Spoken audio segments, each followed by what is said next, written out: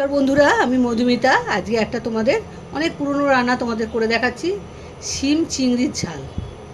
এটা কি করে করতে হবে সেটা তোমাদের দেখাচ্ছি। আমি বাড়িতে করি, তোমাদেরও দেখাই, শেয়ার করি তোমাদের সঙ্গে। এটা তো তোমরা জানোই, এটা অনেক পুরনো রান্না। ফ্রাই প্যানটা বসিয়ে দিয়েছি, ইন্ডাকশানটা জ্বালিয়ে দিয়েছি।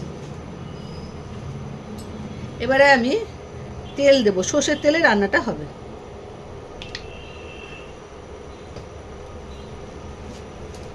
চিংড়ি মাছ লাগবে, আর শিম তো লাগবেই, তুমি তো জানো শিম চিংড়ির ঝাল যেহেতু। কি চিংড়ি মাছটা পেস্ট করে নিতে হবে, মাঝারি সাইজের চিংড়ি মাছ নিয়ে সেটাকে মিক্সিতে পেস্ট করে নিতে হবে। আমি এই যে পেস্ট করে নিয়েছি। আর শিম নিয়েছি, এই শিমগুলো গোটা গোটা রাখতে হবে। রান্নাটা কি করে হবে সেটা তোমাদের দেখাচ্ছি। তেলটা একটু গরম হোক। তেলটা গরম হয়ে গেছে, এই তেলের মধ্যে সামান্য জিরে ফোড়ন দেব। জিরেটা একটু সুন্দর গন্ধ বেরোবে জিরে দিয়ে, তখন আমি পেঁয়াজ কুচিটা দেব।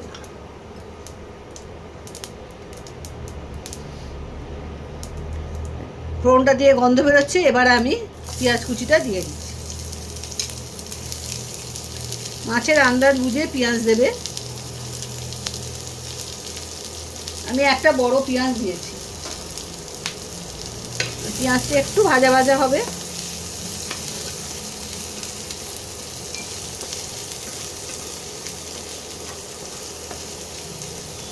একটু ভাজা ভাজা হোক, তারপরে দেব টমেটো কুচি।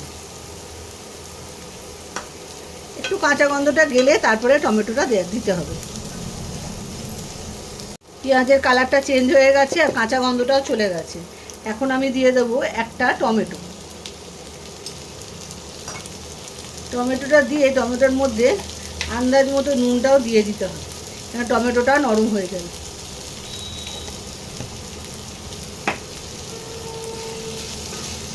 তাড়াতাড়ি নরম হওয়ার জন্য আমি নুনটা দিয়ে দিলাম। একটু টমেটোটা নরম হবে, তারপরে অন্য মশলাগুলো আমি আস্তে আস্তে দেব। টমেটোগুলো নরম হয়ে গেছে, এবারে আমি অন্য মশলাগুলো আস্তে আস্তে দিয়ে দেব। হাফ চামচ দেব রসুন বাটা, হাফ চামচ দেব আদা বাটা,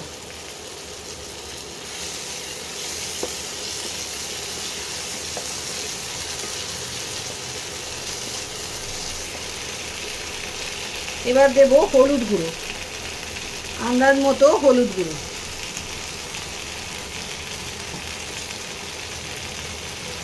তোমরা যেমন ঝাল খাবে সেই মতো দেবে লঙ্কার গুঁড়ো। আমি এখন হাফ চামচ না, কোয়াটার চামচ দিলাম, কেন পরে ঝালের মধ্যে আবার লঙ্কা পড়বে, সেই জন্য এখন একটু কম দিলাম।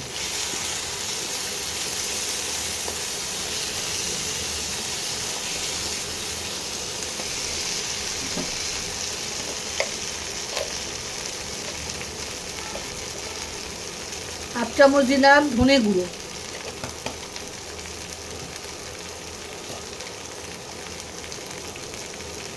হাফ চামচের কম দিলাম জিরে গুঁড়ো। এবারে মশলাগুলোকে ভালো করে কষাতে হবে।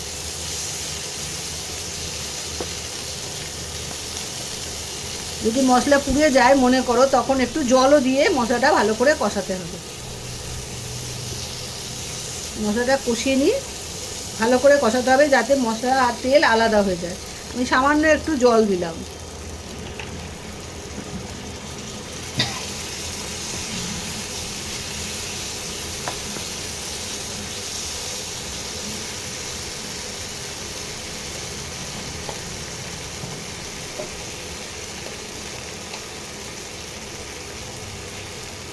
হাফ চামচ গরম মশলার গুঁড়ো। এইবারে ভালো করে মশলাটাকে কষাতে হবে।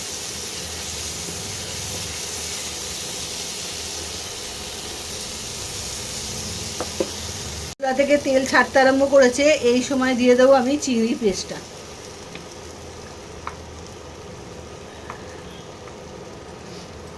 চিংড়ির পেস্টটা দিয়ে মশলা দিয়ে ভালো করে কষাতে হবে।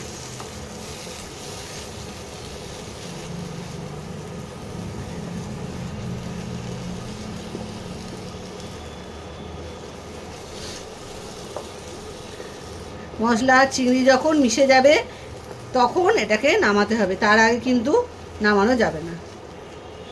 কন্টিনিউ এভাবে নাড়াতে হবে, আস্তে আস্তে দেখবে তেলগুলো আর তেল আলাদা হচ্ছে আর চিংড়ি আর মশলা এক হয়ে গেছে।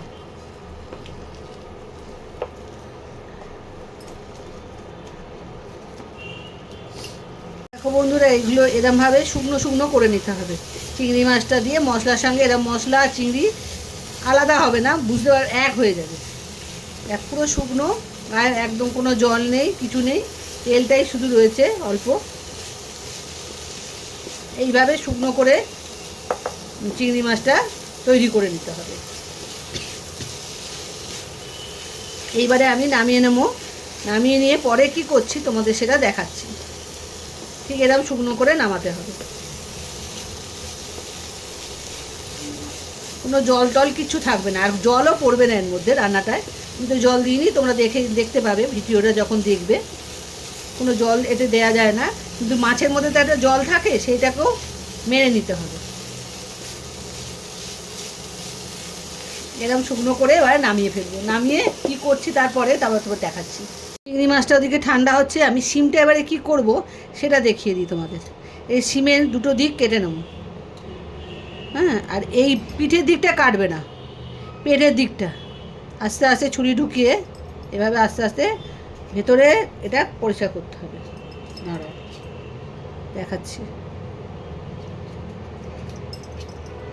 এই দেখো, এইভাবে ফাঁকা করে নিতে হবে, আর দানাগুলো আস্তে আস্তে বের করে নিতে হবে। এইভাবে আস্তে আস্তে দানাগুলোকেও বের করে নিতে হবে। এইভাবে ফাঁকা, এইভাবে এরম করে নিতে হবে, প্রতিটা শিমকে করতে হবে। এই মুখ পেছন সামনে দুদিক কেটে নিয়েছি, পিঠের দিকটা নয় কিন্তু, পেটের দিকটা আস্তে আস্তে এখান দিয়ে ছুরিটা ঢোকাতে হবে, ঢোকালেই দেখবে ফাঁকা হয়ে যাবে। এই দেখো, এই দানাগুলোকে সব বের করে নিতে হবে।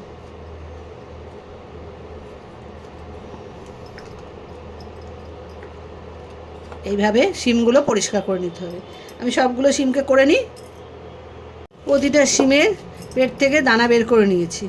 এবারে কি করব দেখো, যে চিংড়ি মাছের পুরটা করে এটা করলাম না পুরটা, এবারে ওর মধ্যে আস্তে আস্তে এই পেটের মধ্যে দিয়ে দেবো।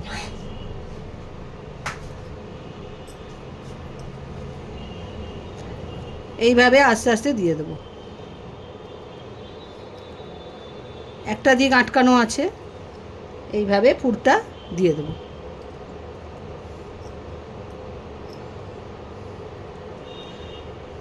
ব্যাস, এইভাবে প্রতিটা শিমকে পুর ভরে দেবো। শিমের পেটে চিংড়ি মাছ থাকবে। যারা শিম খায় না তারাও কিন্তু খাবে চিংড়ি মাছের লোভে।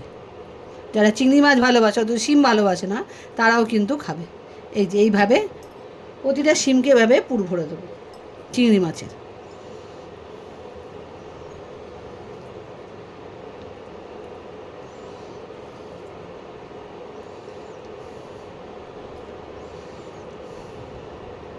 এইভাবে পুর ভরে দিচ্ছি। আমি পুরোটা ভরে নিয়ে আবার তোমাদের দেখাবো। প্রতিটা শিমের পেটে পুর ভরে দিয়েছি, এ দেখো, প্রতিটা শিমের পেটে পুর ভরে দিয়েছি। এবারে আমি ফ্রাই প্যানে তেল গরম করতে বসিয়েছি, সর্ষের তেল গরম করছি। সর্ষের তেলটা গরম হয়ে এসছে, অল্প একটু বাকি আছে, একটু তেলটা গরম হয়ে যাক। প্রতিটা শিমকে আস্তে আস্তে একটু ভেজে নেব, যাতে পুরটা না বেরোয়। এইভাবে ভাজতে হবে, এপিট ওপিট করে একটু ভেজে নিতে হবে।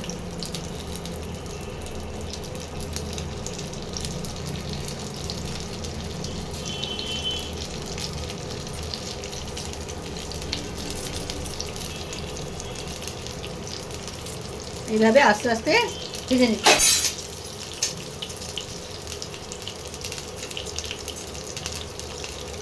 বেশি ভাজবে না, অল্প করে ভাজতে হবে। এপিট ওপিট একটু মানে গরম করে নিলে যেরকম একটু নরম হয়ে যাবে, তখন নামিয়ে ফেলতে হবে।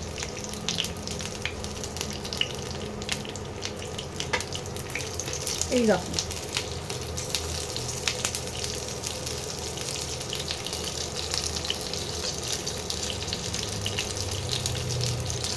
আস্তে আস্তে এভাবে ভেজে নিতে হবে, প্রতিটা শিমকে অল্প অল্প করে ভেজে নিতে হবে।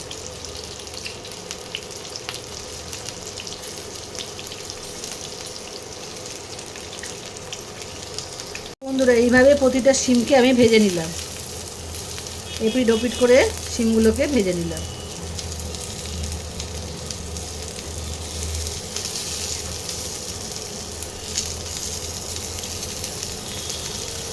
এইভাবে এপিট ওপিট করে ভেজে নিতে হবে।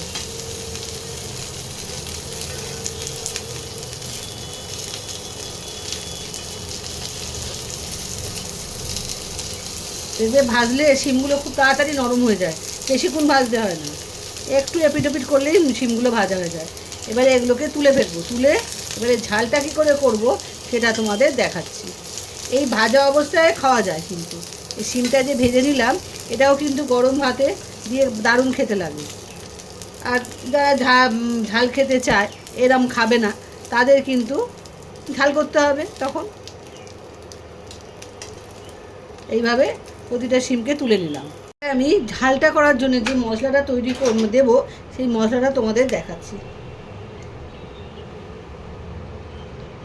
সর্ষে, পোস্ত আর কাঁচা লঙ্কা 1 চামচ,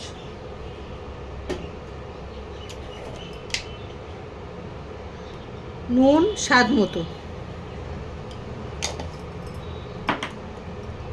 হলুদ গুঁড়ো আন্দাজ মতো,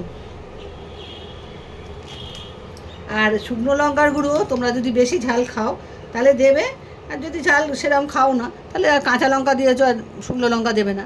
আমি সামান্য দিলাম শুকনো লঙ্কার গুঁড়ো। এবার একটু জল দেব, জল দিয়ে মশলাটা তৈরি করে নেব।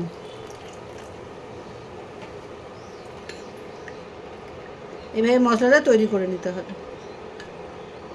তৈরি করে তারপরে ফ্রাই প্যানে তেল দিয়ে এবারে বসাবো, ইন্ডাকশানটা এবারে চালিয়ে দেবো।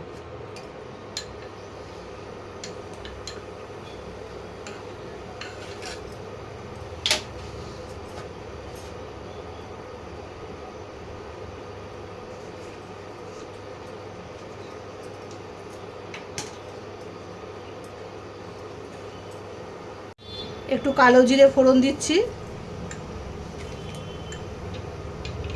যে মশলাটা গুলে রেখেছি এই মশলাটা এবার দিয়ে দেবো।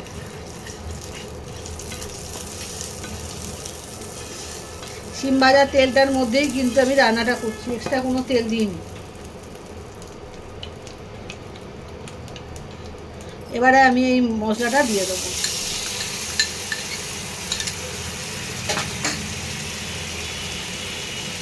এর মধ্যে একটু কাশ্মীরি লাল লঙ্কার গুঁড়ো দেব, সুন্দর কালার আসবে।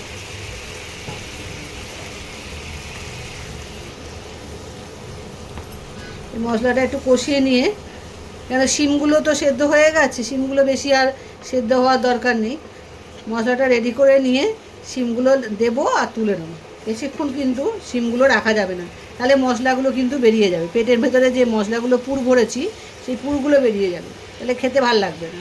এই মশলাটাকে ভালো করে কষিয়ে নিতে হবে।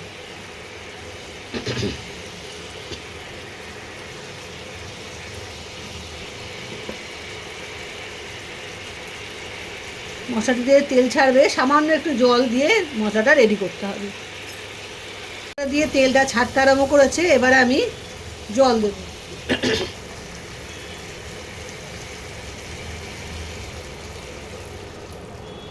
ব্যাস, আর জল দেবো না। মশলাটা রেডি হবে, তারপরে কিন্তু আমি শিমটা দেব। মশলাটা একটু ফুটবে, তারপরে আমি শিমগুলো দেব, তার আগে কিন্তু শিমটা দেব না।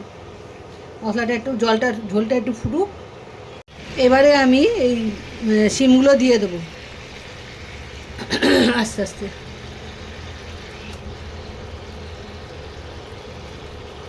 সব শিমগুলো নরম হয়ে গেছে, ভাজার জন্যে সব শিমগুলোই নরম হয়ে গেছে।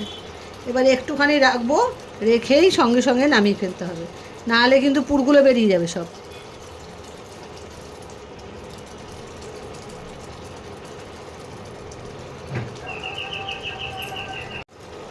এই পুরো শিমগুলো আমি দিয়ে দিলাম, দিয়ে এবারে একটু নাড়িয়ে নামিয়ে নেব।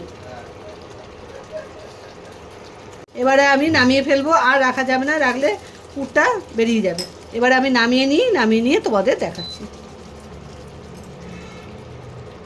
তো বন্ধুরা, আমি ঢেলে ফেলেছি চিংড়ির পুর ভরা শিমের ঝাল, রেডি হয়ে গেছে। তোমরা পুরো ভিডিওটা দেখো, দেখে রান্নাটা করে খেও, আর কেমন লাগে আমাকে জানিও, তোমাদের ভালো লাগলো কি না। আর আমার বন্ধুদের মধ্যে শেয়ার করো। আজ তাহলে আসি, বাই বাই।